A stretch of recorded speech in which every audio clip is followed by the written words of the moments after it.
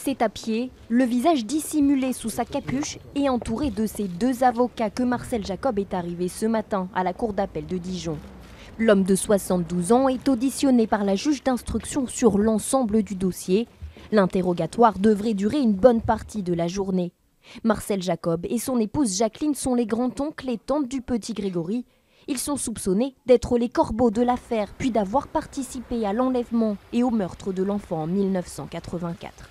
Mais l'homme de 72 ans affirme avoir un alibi. Ce document, rédigé par les enquêteurs en novembre 84, il indique en effet que sa présence sur son lieu de travail, le jour du drame, a été confirmée par son employeur.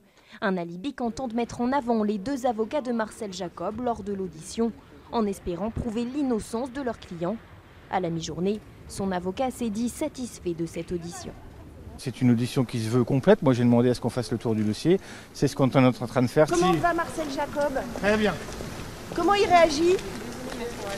Il répond aux questions.